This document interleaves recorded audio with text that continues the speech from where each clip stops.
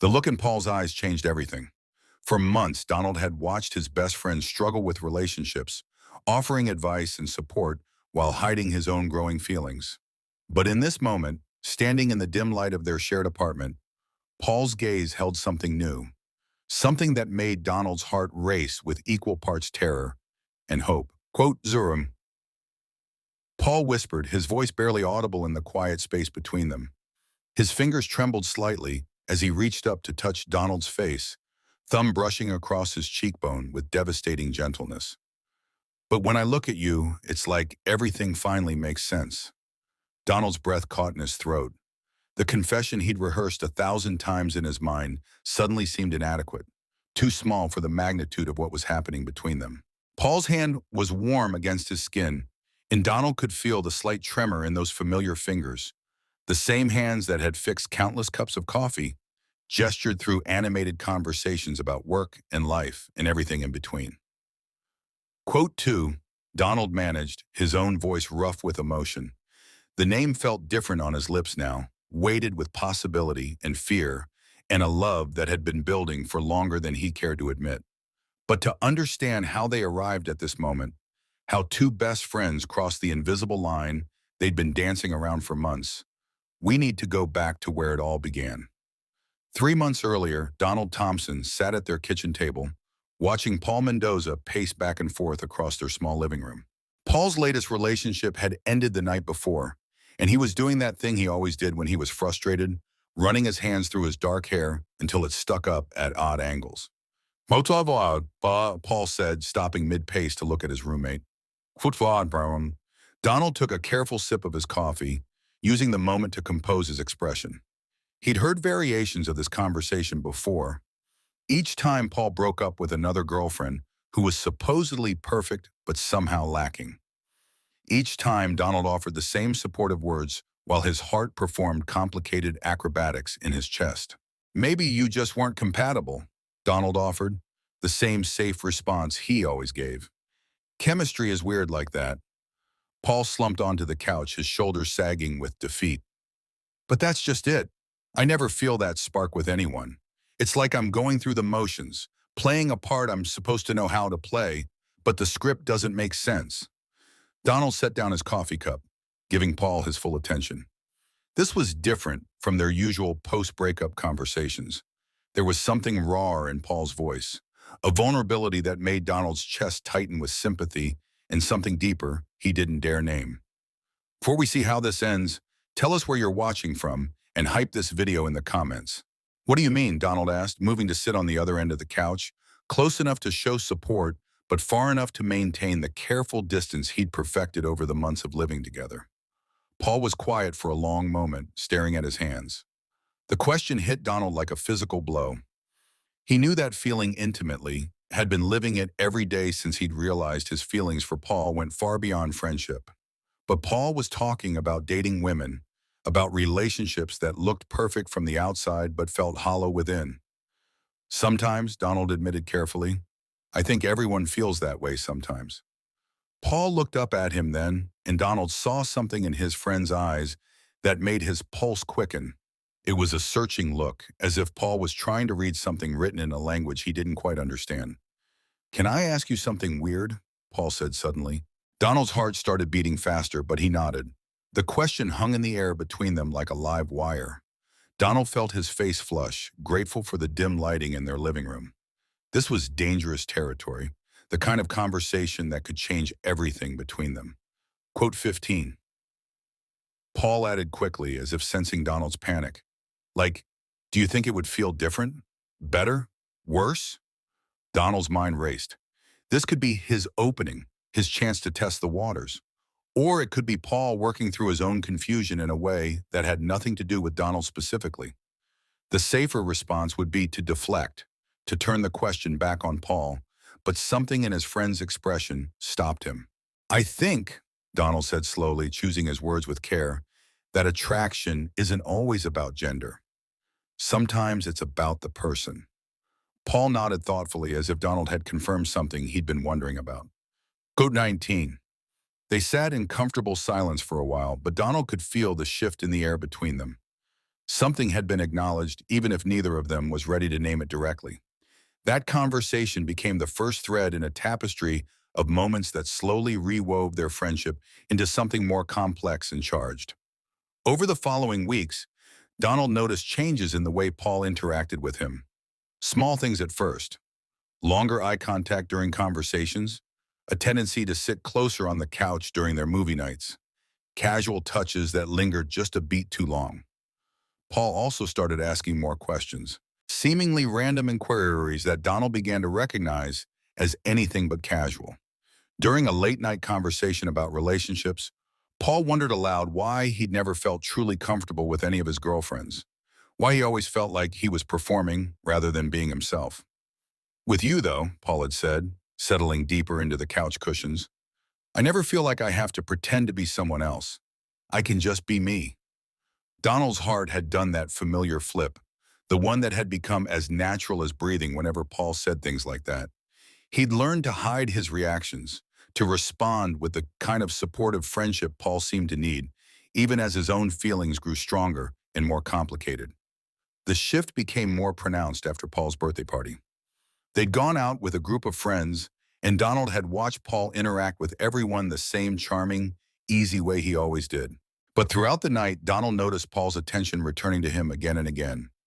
When they'd gotten home, both slightly drunk and loose-limbed from dancing, Paul had hugged him goodnight with an intensity that felt different from their usual casual embraces.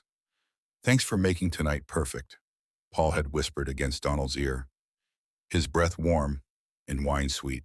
23. Donald had lain awake for hours that night, replaying the moment, analyzing every word and touch for meaning that might not exist.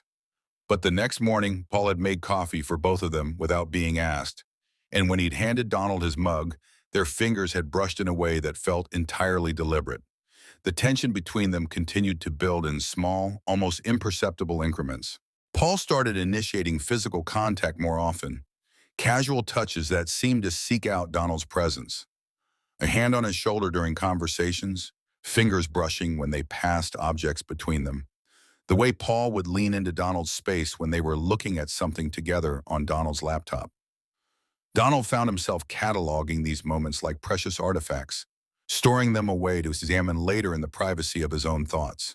He told himself he was reading too much into friendly gestures, that his own feelings were coloring his interpretation of Paul's behavior. But there were moments when he caught Paul looking at him with an expression he couldn't quite decipher, something soft and wondering that made Donald's chest tight with possibility. The breaking point came on a Thursday evening in late November. Paul had been quiet all day, distracted in a way that was unusual for him. When Donald asked if everything was okay, Paul had deflected with a smile that didn't quite reach his eyes. They'd settled into their usual evening routine, Paul grading papers at the kitchen table while Donald worked on his laptop on the couch. But Donald could feel Paul's restlessness, the way his friend kept glancing up from his work to look at him. Finally, Paul set down his pen and turned in his chair to face Donald fully. Code 24. Donald looked up from his screen, noting the nervous energy in Paul's posture. "Always. What does it feel like when you really want someone?" Paul asked her, his voice quiet but steady. "Not just attraction, but real want, the kind that makes you think about them all the time." The question was so direct, so loaded with implication, that Donald felt his breath catch. This wasn't hypothetical anymore. This was Paul asking about something specific, something real.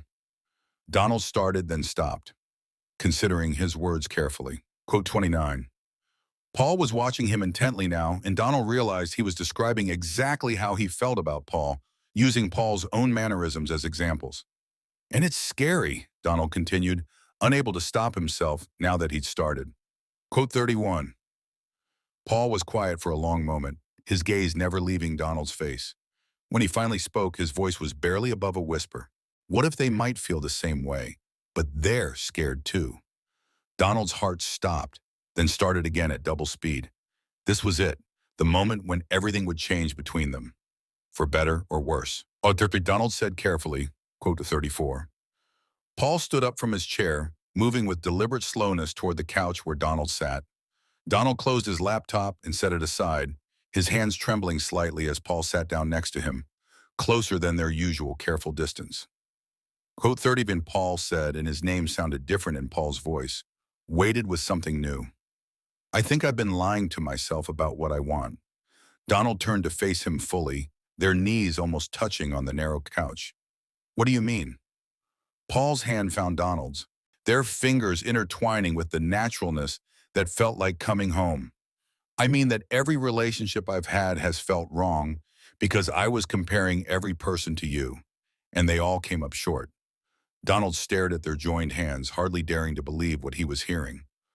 Paul, I know this is crazy, Paul continued, his thumb tracing patterns across Donald's knuckles.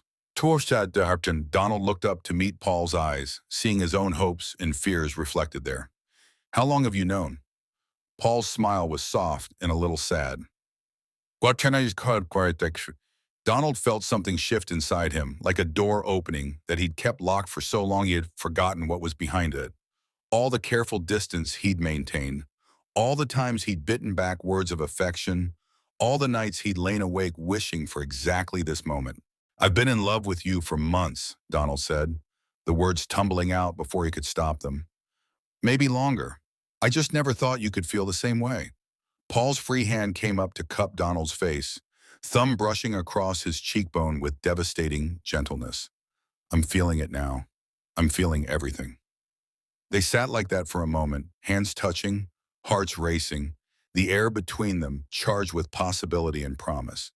Donald could see the exact moment when Paul's gaze dropped to his lips, could feel the shift in the atmosphere as they both acknowledged what was about to happen. Quote 49. Paul asked, his voice rough with emotion. Donald's answer was barely a whisper. Please. Paul leaned forward slowly, giving Donald time to change his mind, to pull away. But Donald had been waiting for this moment for so long that pulling away was impossible. When their lips finally met, it was soft at first, tentative, a question being asked and answered.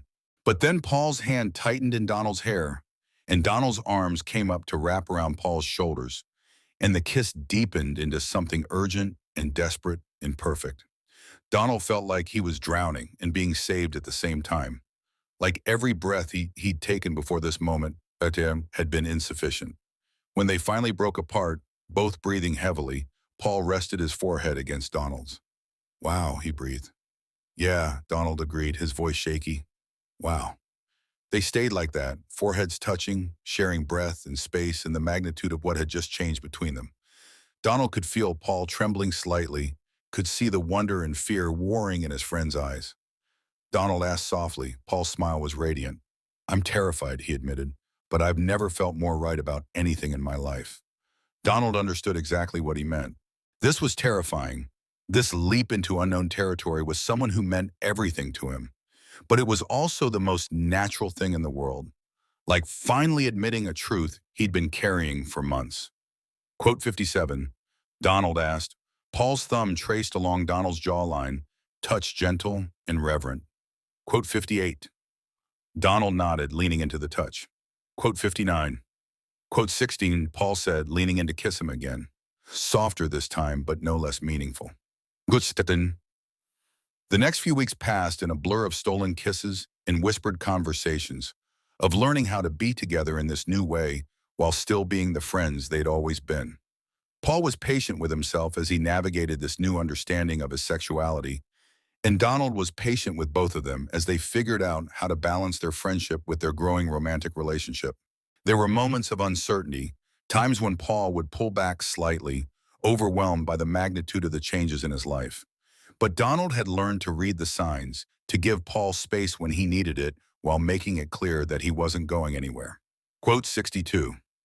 Paul confessed one evening as they lay on the couch together, Paul's head on Donald's chest, listening to his heartbeat. Quote 63. Donald's hand stilled in Paul's hair. Quote 6. Paul was quiet for a moment, considering. Quote 65. Donald pressed a kiss to the top of Paul's head. Then that's all that matters. Paul tilted his head up to look at Donald, eyes soft with affection. How did you know? About yourself, I mean. Donald considered the question, thinking back to the gradual realization that had crept up on him over years of dating women who never quite fit, of friendships with men that felt charged with something more. I think I always knew on some level, Donald said finally, but it took meeting you to understand what I was looking for. Paul's smile was brilliant. Quote 70. Quote 71, thought Donald agreed, leaning down to kiss him softly. Quote 72. The transformation in their relationship was gradual but profound. Paul began to relax into this new version of himself, the version that could reach for Donald's hand without thinking, that could curl up against Donald's side during movie nights, that could kiss Donald goodbye in the morning like it was the most natural thing in the world. Donald watched this evolution with a mixture of awe and deep tenderness. He'd fallen in love with Paul when Paul was still struggling to understand himself, but seeing Paul embrace his authentic self was like watching a flower bloom in time-lapse photography. They had their first real fight 6 weeks after their first kiss. It was about Paul's ex-girlfriend, Jennifer, who had called wanting to get back together. Paul had been honest about his new relationship, but Jennifer had been persistent, insisting that Paul was just going through a phase. Quote 73. Paul told Donald that night, pacing their living room in agitation. Quote 70. Donald felt ice form in his stomach. Quote 70. Paul stopped pacing and looked at Donald with fierce certainty. To quote 76. The relief Donald felt was so intense it left him lightheaded. Quote 7. Quote Emmanuel. Donald crossed the room in 3 quick strides, pulling Paul into his arms and holding him tight. Quote Bowen. Paul melted into the embrace, his earlier agitation fading. Quote 80. Donald pulled back to look at Paul's face. Who you love? Paul's cheeks flushed slightly, but his gaze was steady. Quoted. Donald's heart felt too big for his chest. I love you too. So much it scares me sometimes. Paul's smile was soft and wondering. Quote 84, quote 85, Donald assured him. Quote 86, Paul kissed him then, deep and thorough and full of promise. When they broke apart, Paul rested his forehead against Donald's. I want to tell people, Paul said quietly. I want everyone to know that you're mine and I'm yours. Donald's breath caught. Paul shook his head. 90. They started small, telling close friends first. Paul's best friend from college, Anthony Roberts, was supportive but unsurprised. Honestly, I was wondering when you two were going to figure it out, he said over dinner. You've been looking at each other like lovesick teenagers for months. Paul's parents were more challenging. His mother cried, not from disappointment, but from relief that Paul finally seemed happy. His father needed more time to process, but he came around when he saw how Paul glowed whenever he talked about Donald. Donald's family had always been more liberal, and they welcomed Paul with open arms. His sister Ruth had pulled him aside at a family gathering and whispered, I like him so much better than any of your girlfriends. He looks at you like you hung the moon. The comment had made Donald laugh, but later that night, lying in bed with Paul curled against his side, he understood what Ruth meant. Paul did look at him with a kind of wonder, like Donald was something precious and unexpected. What are you thinking about it? Paul asked, voice sleepy but content. Donald tightened his arms around Paul, breathing in the familiar scent of his shampoo. Just how lucky we are. Paul hummed in agreement, pressing a soft kiss to Donald's collarbone. Quote, quote, Donald smiled in the darkness. Quote, time, Paul lifted his head to look at Donald, eyes bright even in the dim light. Quote, 200, quote, Bonson. Paul settled back down against Donald's chest, but Donald could feel him smiling. I like that we were inevitable. Donald pressed a kiss to the top of Paul's head. Paul's voice was getting drowsy, but Donald could hear the smile in it. If you'll have me. Paul's response was barely a whisper, but Donald heard every word. 106. 3 months later, on a warm evening in early spring, they were hosting a dinner party for their friends. Donald was in the kitchen putting finishing touches on the meal, while Paul set the table, both of them moving around each other with the practiced ease of a couple who had learned each other's rhythms. Donald paused in his cooking to watch Paul arrange flowers in a vase, tongue poking out slightly in concentration. The sight made Donald's chest warm with familiar affection, the same feeling he got every morning when he woke up next to Paul, every evening when Paul came home from work and kissed him hello, like they'd been doing it for years instead of months. You're staring, Paul said without looking up from the flowers. Can't help it, Donald replied, not even trying to sound apologetic. You're nice to look at. Paul glanced up with a grin. Just nice? Donald abandoned his sauce to cross the kitchen, wrapping his arms around Paul from behind. Gorgeous, he murmured against Paul's ear. Quote 112, Paul leaned back into the embrace, tilting his head to give Donald access to his neck. Quote 113. Donald pressed a soft kiss to Paul's pulse point, feeling the flutter of his heartbeat against his lips. Good, because I'll never get tired of saying it. The doorbell rang, interrupting their moment, and Paul reluctantly pulled away to answer it. Donald watched him go, still marveling at how natural this all felt. How right. 6 months ago, he'd been convinced that his feelings for Paul would remain forever unspoken, a secret he'd carry alone. Now Paul wore Donald's ring on a chain around his neck, a promise of more serious commitments to come when they were both ready. The evening was perfect, filled with good food and better company. Their friends had adapted quickly to seeing them as a couple, and Donald loved watching Paul in his element, charming and funny and completely himself. At one point during dinner, Paul reached over to squeeze Donald's hand, just because he could, and Donald felt that familiar surge of gratitude for their courage in taking this leap together. After everyone left and they'd finished cleaning up, they found themselves back on the couch where so many of their important conversations had taken place. Paul was curled against Donald's side, both of them tired but content. Good party, Paul said, playing with the buttons on Donald's shirt. Quote 116, Donald agreed, running his fingers through Paul's hair. I like having people over. Feels like we're really building a life together. Paul was quiet for a moment, and Donald could feel him thinking. Donald? Yeah? Do you ever think about the future, like a yarn guy, like really far in the future? Donald's hand stilled. Quote 101. Paul shifted to look at him, expression serious but hopeful. Quote 82. Donald's heart did that familiar flip, the one that had become as natural as breathing. Yeah, he said softly. I think about that a lot, actually. Paul's smile was radiant. Quote 25. Donald leaned down to kiss him, soft and sweet and full of promise. Quote 26. Paul deepened the kiss, and Donald lost himself in the familiar taste and warmth of the man he loved. When they finally broke apart, Paul rested his forehead against Donald's, both of them breathing heavily. I love you, Paul whispered, like it was a secret meant just for Donald's ears. Quote 128. Donald replied, meaning it with every fiber of his being. They stayed like that for a long time, holding each other in the quiet of their shared home, both of them understanding that they'd found something rare and precious. The love between them had grown from friendship, deepened through honesty, and solidified through trust and commitment. Donald thought back to that night months ago when Paul had asked him about wanting someone, really wanting them. He described the feeling of someone becoming the center of everything, and that's exactly what Paul had become for him.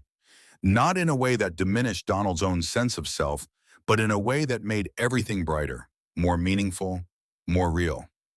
Paul had taken the risk of admitting his feelings, and Donald had taken the risk of believing them. Together, they'd built something beautiful from that mutual leap of faith. As spring turned to summer, their relationship continued to deepen and evolve. They developed their own traditions, their own inside jokes, their own way of moving through the world together. Paul started leaving little notes in Donald's lunch, sweet messages that made Donald smile during even the most stressful workdays. Donald learned to read Paul's moods, knowing when he needed space to process his thoughts and when he needed comfort and reassurance. They had their first major test when Paul's job offered him a promotion that would require relocating to another city. The opportunity was incredible, the kind of career advancement Paul had been working toward for years. But it would mean leaving behind the life they'd built together, the apartment they'd made into a home, the routine that had become as natural as breathing. On 129, Paul said one evening as they sat on their balcony, sharing a bottle of wine and watching the sunset. 130. Donald studied Paul's face in the golden light, seeing the conflict there. But you want to take it. Paul was quiet for a moment, then nodded. It's everything I've worked for, but not if it means losing this. Losing us. Donald reached for Paul's hand, intertwining their fingers. Wait, 133. Paul looked at him with surprise. Quote 130, quote 1, Donald said gently, Quote Wires. Paul's eyes filled with tears. You'd do that for me? I'd do that for us, Donald corrected. Because we're a team now. Your dreams are my dreams. Paul set down his wine glass and moved to straddle Donald's lap, cupping his face in both hands.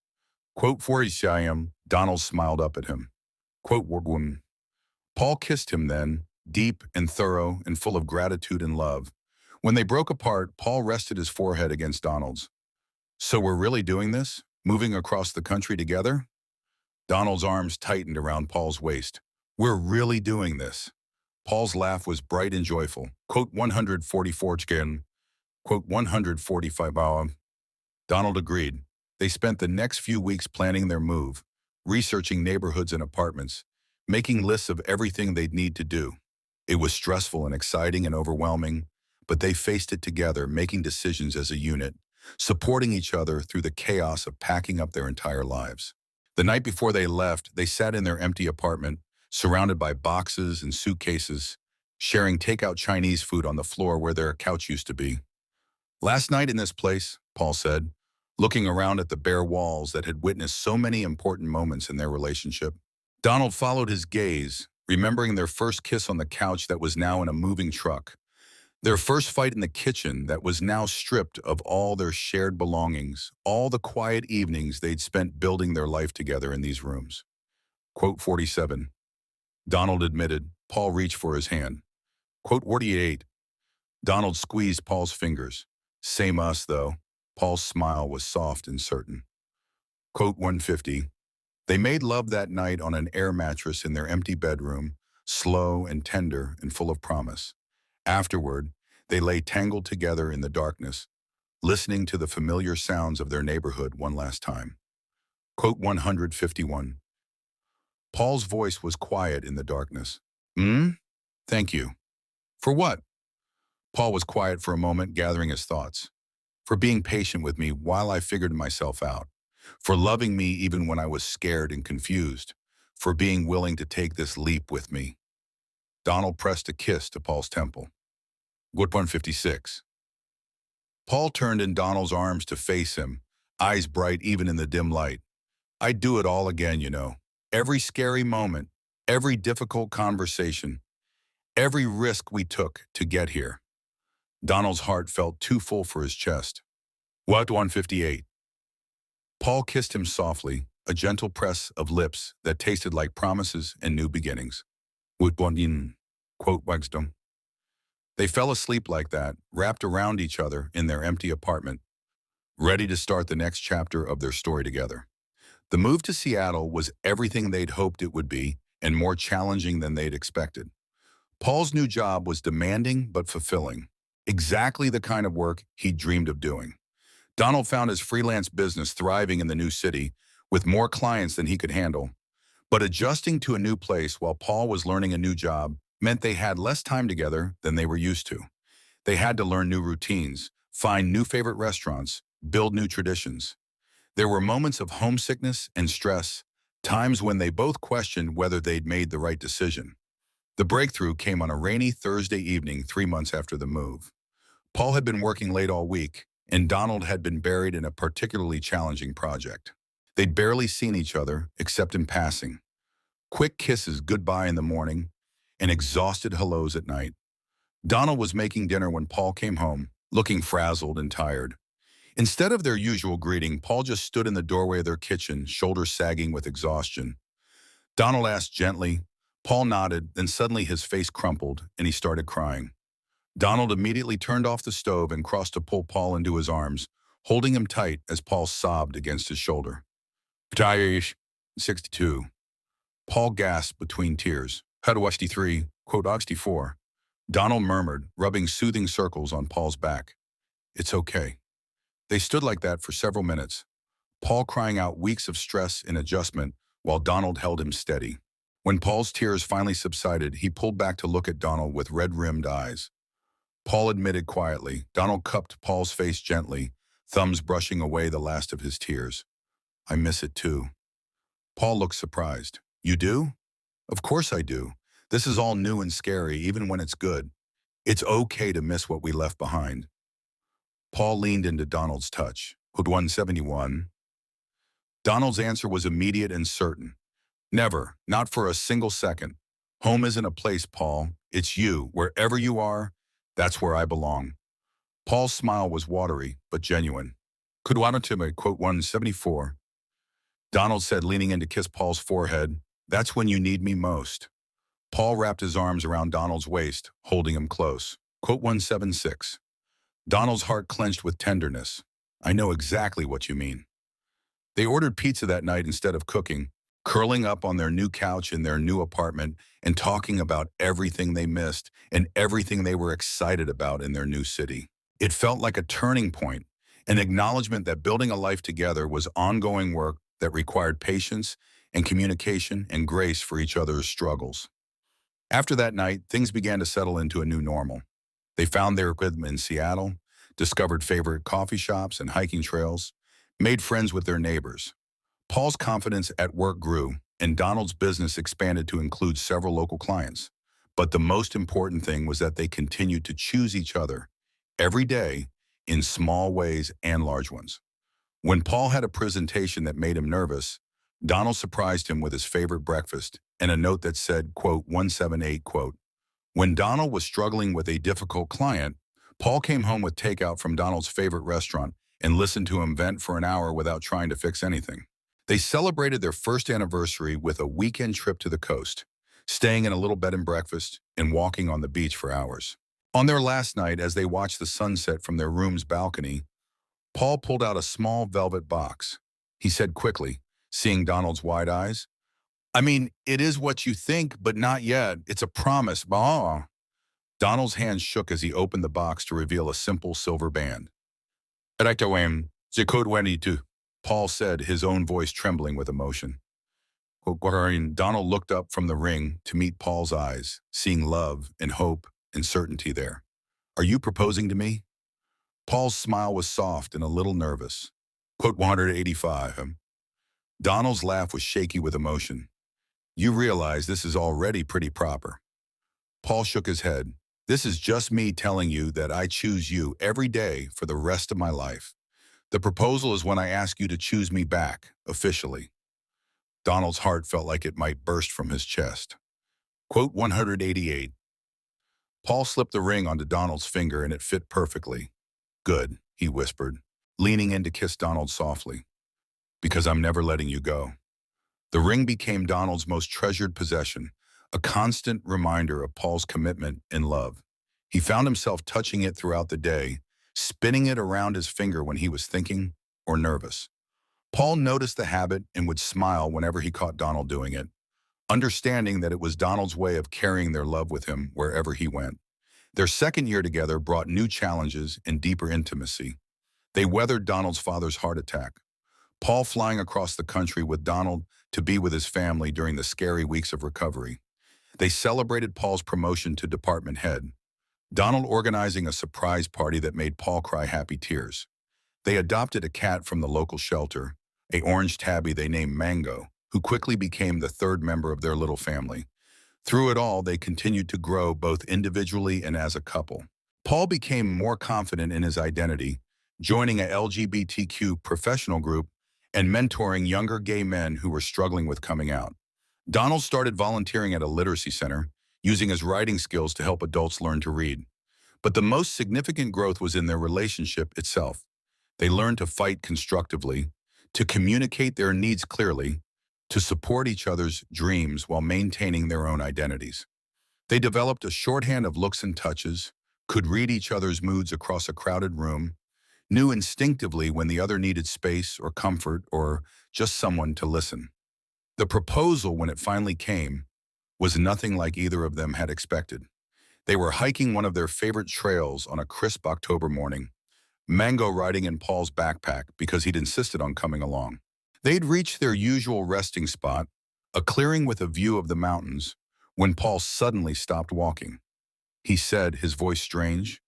Donald turned around to find Paul kneeling in the middle of the trail, a ring box in his hands and tears streaming down his face. Donald asked, his heart starting to race, "Can I know?" Paul said, his voice shaking with emotion. "Before." Donald's eyes filled with tears as he realized what was happening. "Donald Thompson," Paul said, his voice stronger now, despite the tears.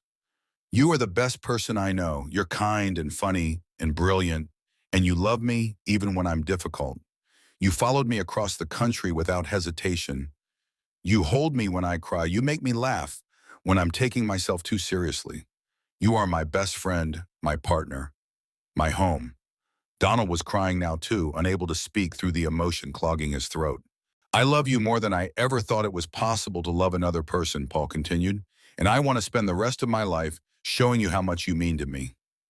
Will you marry me?" Donald didn't trust his voice, so he just nodded frantically, dropping to his knees in front of Paul. Paul's hands shook as he slipped the ring onto Donald's finger, right next to the promise ring he'd given him 2 years earlier. "Yes," Donald finally managed to whisper. "Yes, of course, yes." Paul launched himself forward, and they collided in a tangle of arms and tears and laughter. Mango meowed indignantly from Paul's backpack, and they both started laughing even harder. "Quote 201, Paul said between kisses. "Quote 20. Quote 20. Donald replied, holding Paul's face in his hands. "I can't believe we're engaged." Paul's smile was radiant. Quote 205. Donald kissed him again, deep and thorough and full of promise. Quote 206. They spent the rest of the hike planning their wedding, their future, their life together. By the time they got home, they had decided on a small ceremony in the spring, just close family and friends, somewhere with a view of the mountains that had witnessed Paul's spontaneous proposal. That night, they called their families to share the news. Donald's sister Ruth screamed so loudly they had to hold the phone away from their ears. Paul's mother cried happy tears and immediately started planning the menu for the reception. Paul's father, who had come so far from his initial uncertainty about their relationship, told Paul he was proud of him for finding such happiness. Later, as they lay in bed with Mango curled between them, Donald studied the 2 rings on his finger in the dim light from the bedside lamp. "Opushadam," Paul asked softly. Donald turned to look at him, seeing love and contentment and just a trace of lingering disbelief in Paul's eyes. "About which part? Falling in love with my best friend? Moving across the country? Agreeing to marry you? Getting a cat who thinks he's a dog?" Paul laughed. "Any of it, all of it." Donald reached over to trace Paul's jawline with gentle fingers. Quote 210. Paul caught Donald's hand and pressed a kiss to his palm. "Even when I propose in the middle of a hiking trail with the cat hair on my jacket?" "Especially then," Donald said, leaning in to kiss him softly. "That's so perfectly you. I wouldn't want it any other way." Paul's smile was soft and wondering. "Too for you." Donald's heart clenched with tenderness. "Paul, I've been saying yes to you since the moment you asked if you could kiss me. This is just making it official." The wedding planning process revealed new depths to their partnership. Paul, who Donald had always known was detail-oriented, threw himself into researching venues and flowers and catering with the same intensity he brought to his work projects. Donald, meanwhile, focused on the guest list and music, wanting to create an atmosphere that reflected their journey from friends to lovers to partners. They had their moments of stress, inevitable disagreements about budget and timing, and whether Donald's eccentric Uncle Frank should be invited despite his tendency to give inappropriate speeches. But they worked through each decision together, compromising and supporting each other through the overwhelming nature of planning a celebration of their love. The venue they finally chose was perfect, a small lodge in the mountains with floor-to-ceiling windows that looked out over the peaks where Paul had proposed. They decided on an April wedding when the wildflowers would be blooming and the weather would be mild enough for their guests to enjoy the outdoor cocktail hour. Donald's bachelor party was a quiet affair, just dinner with his closest friends and Paul's brother Anthony, who had become like family to Donald over the years they had been together. Paul's bachelor party was similarly low-key, a weekend camping trip with his college friends and Donald's sister Ruth, who had insisted she be included in both celebrations. The night before the wedding, they stayed in separate rooms at the lodge, honoring the tradition, despite Paul's grumbling that it was silly since they had been living together for years. "It's just one night," Donald had said, kissing Paul goodbye at his room door. "Think of it as building anticipation." "I don't need any more anticipation," Paul had replied, pulling Donald close for one more kiss. I'm already so excited I can barely stand it. Donald had felt the same way. After 3 years together, he knew Paul inside and out. But there was something magical about the idea of promising forever in front of all the people they loved most. The morning of the wedding dawned clear and bright, with just enough breeze to keep the temperature comfortable. Donald woke early, too excited to sleep, and spent the morning getting ready with his sister Ruth and Paul's sister Jennifer, who had flown in from New York to be in the wedding party. Quote Twantun, Ruth observed as she helped Donald with his tie. Quote Dwen, Donald caught his own reflection in the mirror and was surprised by what he saw. Ruth was right, he did look happy. More than happy, he looked content, settled, like a person who knew exactly where he belonged. He said simply. Jennifer, who was putting the finishing touches on the boutonniere, smiled at that. Quote Bayon. Donald's heart warmed. He's the best thing that ever happened to me. Ruth stepped back to admire her work on Donald's tie. Quote Taswell. Meanwhile, in the room down the hall, Paul was having his own moment of pre-wedding reflection. His best man, Anthony Roberts, was helping him with his cufflinks, while Paul's father sat in a chair nearby, unusually quiet. You nervous? Anthony asked, noticing Paul's slight tremor as he tried to fasten his watch. Paul considered the question. Quote 2228. Anthony laughed. Quote Tonayan. Paul's father cleared his throat, drawing both men's attention. Quote 230. Anthony took the hint and stepped out onto the balcony, giving them privacy. Paul's father stood up slowly, his expression serious. Dad? Paul asked, suddenly worried. His father's face broke into a smile. Paul felt tears prick at his eyes. His father had come so far from the man who had needed time to process Paul's relationship with Donald. I know it wasn't easy for you at first, Paul said carefully. His father shook his head. That was my issue, not yours. I was scared of change, scared of what I didn't understand. But watching you with Donald, seeing how happy you are, how good you are together, it taught me that love is love, no matter what form it takes. Paul's tears spilled over. Quote 2235. His father pulled him into a hug, something that had become much more common since Paul had come out. Quote 236. Paul held onto his father tightly, overwhelmed by gratitude for how far they'd all come. Thank you, that means everything to me. When they pulled apart, both men were emotional but smiling. Anthony poked his head back in from the balcony. Sorry to interrupt, but it's time. Donald's ready, and the guests are seated. Paul took a deep breath, straightening his jacket one last time. Okay, let's do this. The ceremony was held on the lodge's back deck, with the mountains providing a stunning backdrop. Donald's heart stopped when he saw Paul waiting for him at the makeshift altar, looking impossibly handsome in his dark gray suit, his eyes bright with unshed tears. Paul's reaction was exactly what Anthony had predicted. The moment he saw Donald walking toward him, his face crumpled with emotion and tears started streaming down his cheeks. Donald wasn't much better, his own eyes filling as he took in the sight of all their loved ones gathered to celebrate their union. When Donald reached the altar, Paul reached for his hands immediately, needing the connection. Hi, Paul whispered, his voice thick with emotion. Hi yourself, Donald replied, squeezing Paul's fingers gently. The officiant, Paul's college friend who had gotten ordained online specifically for their wedding, smiled at them both. Before we begin, Paul and Donald wanted me to tell you that your presence here today means the world to them. They know that love is not just between two people, but is supported and nurtured by the community around them. Donald looked out at their guests, seeing his parents beaming in the front row next to Paul's parents, Ruth dabbing at her eyes with a tissue, Anthony grinning widely despite his own tears. These were the people who had supported them through their journey, who had celebrated their love and encouraged their growth. Quote 243, the officiant continued. Quote 244, Paul nodded, taking a shaky breath. He'd memorized his vows, but Donald could see him struggling with emotion. Donald? Paul began, his voice stronger than Donald had expected.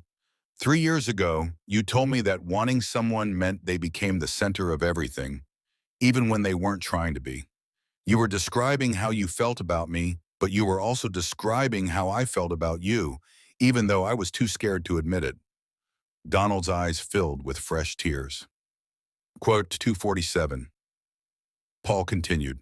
Quote 248. Paul's voice cracked slightly, but he pushed through.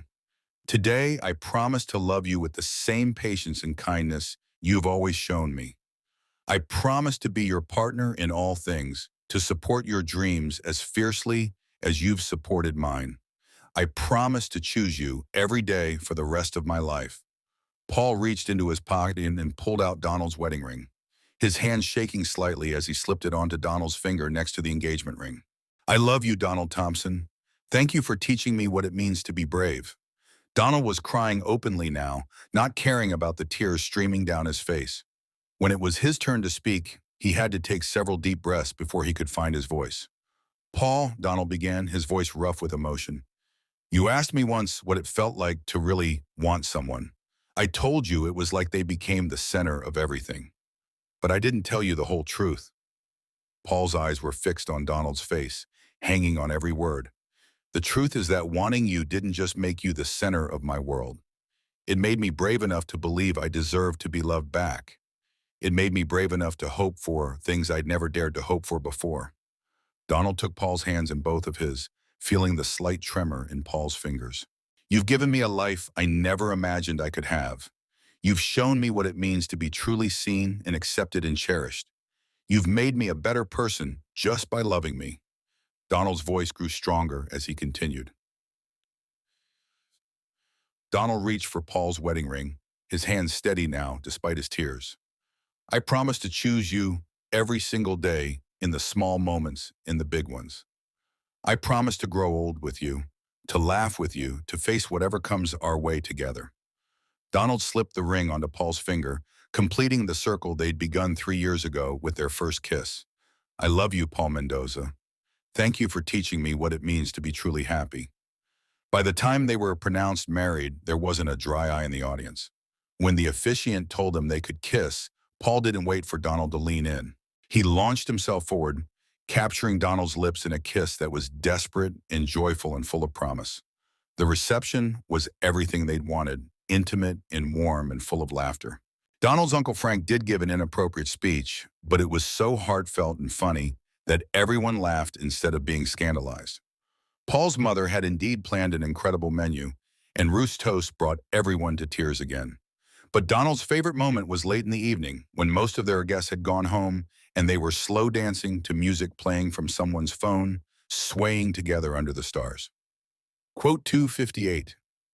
Paul asked, the words still new and wonderful on his tongue. Donald smiled, pulling Paul closer. Quote 259. Paul rested his head on Donald's shoulder, breathing in the familiar scent of his cologne. I keep thinking about that night when I asked you about kissing another guy. I was so scared and confused, but part of me already knew. Knew what? That you were going to be my forever person. I just had to be brave enough to let it happen. Donald pressed a kiss to the top of Paul's head. Quote 263. They swayed together in comfortable silence, both lost in their own thoughts about the journey that had brought them to this moment. 3 years ago, they'd been best friends, afraid to risk what they had for the possibility of something more. Now they were married, partners in every sense of the word, ready to face whatever the future held together. Donald, Paul said softly, I'm really glad you taught me how to be brave. Donald tightened his arms around his husband, his heart full to overflowing with love and gratitude and hope for all the years ahead of them. I'm really glad you let me. As they continued to dance under the stars, surrounded by the mountains where their love story had reached so many important milestones, both men understood that this was not an ending, but a beginning. They had found their way to each other through confusion and fear and hope, and now they had forever to explore the depths of what they'd built together. The look in Paul's eyes that night 3 years ago had changed everything, had opened a door that neither of them could close.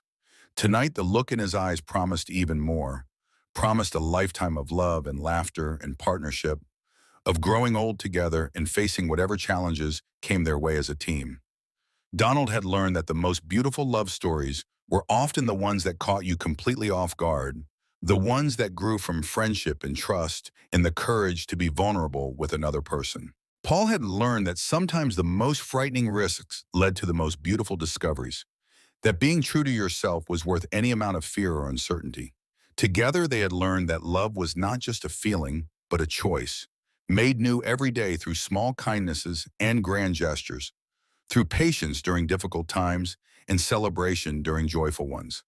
They had learned that the best partnerships were built on equality and respect, on supporting each other's individual growth while building something beautiful together. As the music faded and they prepared to head inside to their honeymoon suite, Paul caught Donald's hand and squeezed it gently.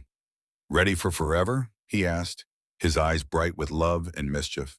Donald squeezed back, his heart full of certainty and joy. "With you, I've been ready since the moment you looked at me like you finally knew what you were feeling."